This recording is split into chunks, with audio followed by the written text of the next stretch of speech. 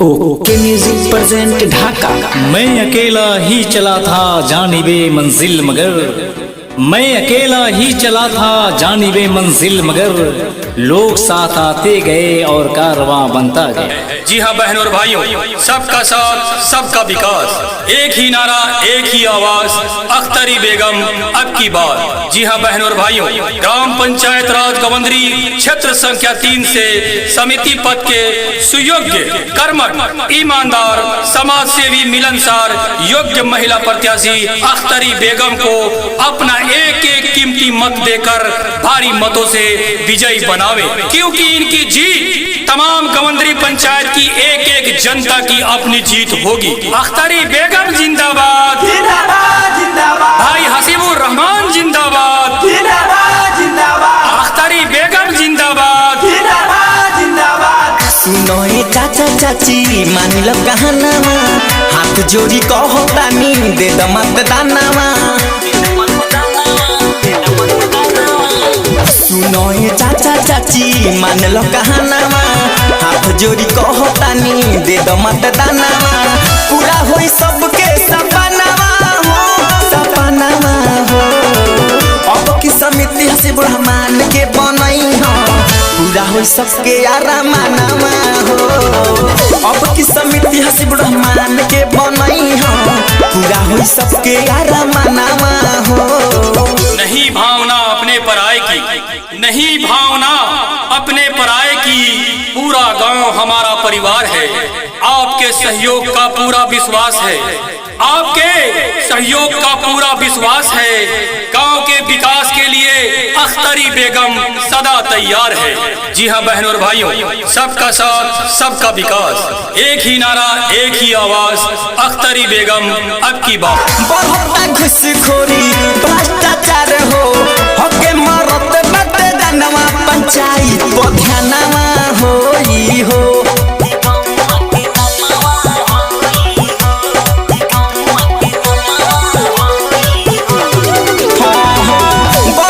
घुसखोरी भ्रष्टाचार हो, होके मरत मतदानवा पंचायत को ध्यानवा होई हो।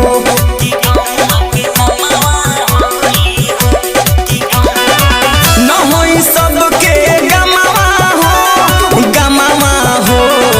हसीबुर रहमान के समिति बनई हो, पूरा होई सबके आरामानावा हो।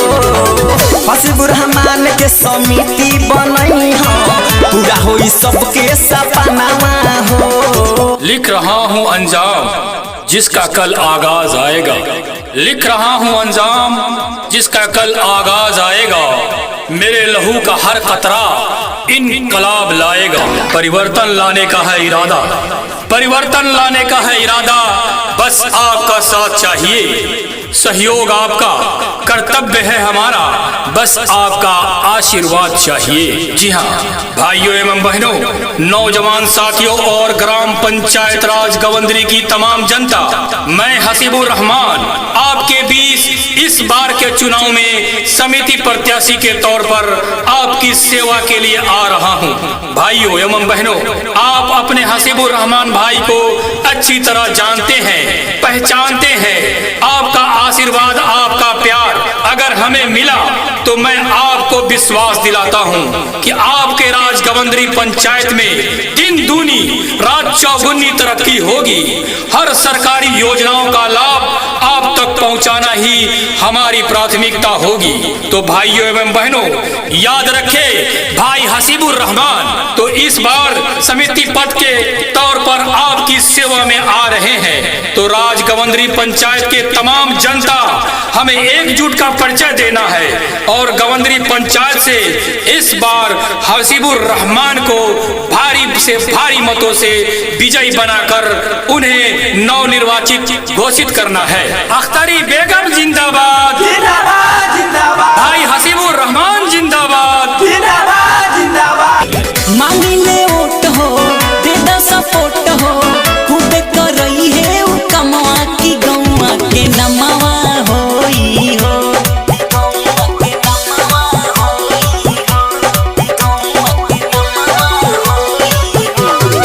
चाचा मांगी ले वोट हो, दे द सपोर्ट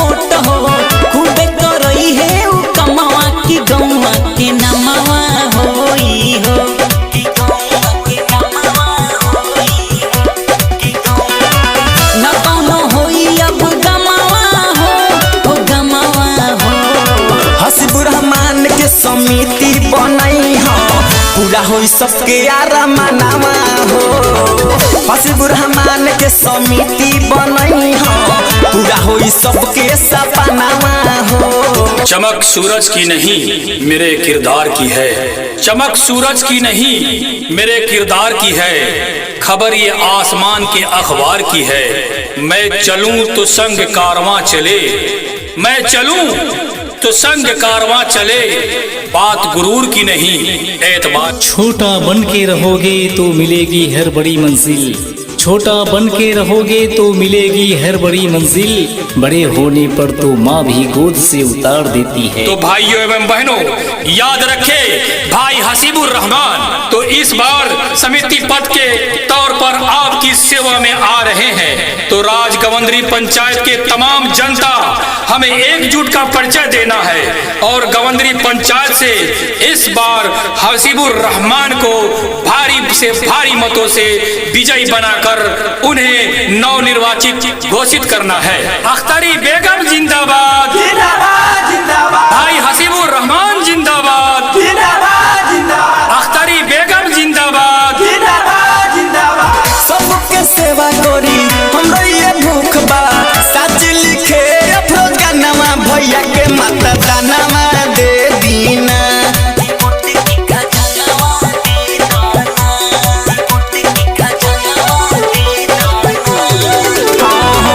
हाथ में ना पावर बाटे इतने के दुख बा सच लिखे अफरोज गानावा भैया के मतदानवा दे दीना कि ओट खजानावा दे दीना।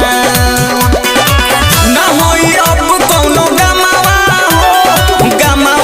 हो अब की समिति हसीबुर रहमान के बनई हो पूरा होई सबके यारा मनावा हो अब की समिति हसीबुर रहमान के बनई हो पूरा होई सबके यारा मनावा हो। लिख रहा हूँ अंजाम जिसका कल आगाज आएगा, लिख रहा हूँ अंजाम जिसका कल आगाज आएगा, मेरे लहू का हर कतरा इनकलाब लाएगा।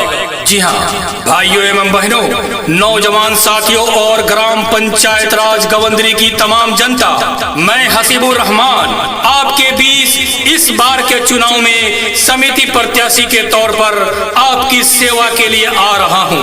भाइयों एवं बहनों, आप अपने हसीबुर रहमान भाई को अच्छी तरह जानते हैं, पहचानते हैं। आपका आशीर्वाद, आपका प्यार अगर हमें मिला तो मैं आपको विश्वास दिलाता हूं कि आपके राजगवंद्री पंचायत में दिन दूनी रात चौगुनी तरक्की होगी। हर सरकारी योजनाओं का लाभ आप तक पहुंचाना ही हमारी प्राथमिकता होगी। तो भाइयों एवं बहनों याद रखे भाई हसीबुर रहमान तो इस बार समिति पद के तौर पर आपकी सेवा में आ रहे हैं। तो राजगवंद्री पंचायत के तमाम जनता हमें एकजुट का परिचय देना है और गवंद्री पंचायत से इस बार हसीबुर रहमान को भारी से भारी मतों से विजयी बनाकर उन्हें नवनिर्वाचित घोषित करना है। अख्तरी बेगम जिंदाबाद, जिंदाबाद जिंदाबाद, भाई हसीबुर रहमान जिंदाबाद, जिंदाबाद जिंदाबाद। ए चाचा करी है उ काम हो बड़े महान हो गाके सूरज कहे गनवा भैया के मत दनवा दे दाना।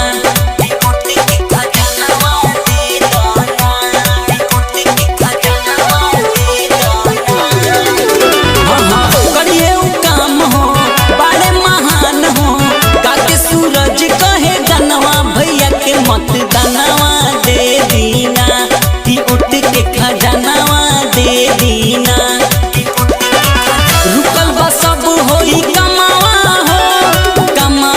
हो हसीबुर रहमान के समिति बनई हो पूरा होई सबके यारा मनावा हो हसीबुर रहमान के समिति बनई हो पूरा होई सबके सपनावा हो। चमक सूरज की नहीं मेरे किरदार की है, चमक सूरज की नहीं मेरे किरदार की है, खबर ये आसमान के अखबार की है।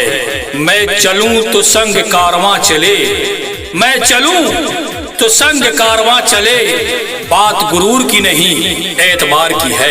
यहाँ की माँ और बहनें, यहाँ के नौजवान की यही पुकार है कि आप 20 साल से सिक्का जमाए बैठे हैं, आपने कोई विकास नहीं किया, अब आपकी जरूरत नहीं, अब किसी दूसरे की बारी है। सुनो ये चाचा चाची मांग लगा हनावा, हाथ जोड़ी कहो तानी दे द मतदानावा,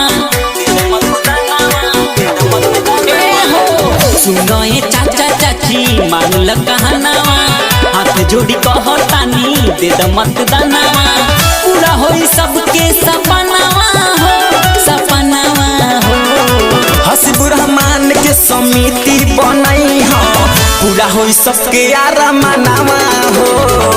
हसीबुर रहमान के समिति बनई हो, पूरा होई सबके सपनामा हो।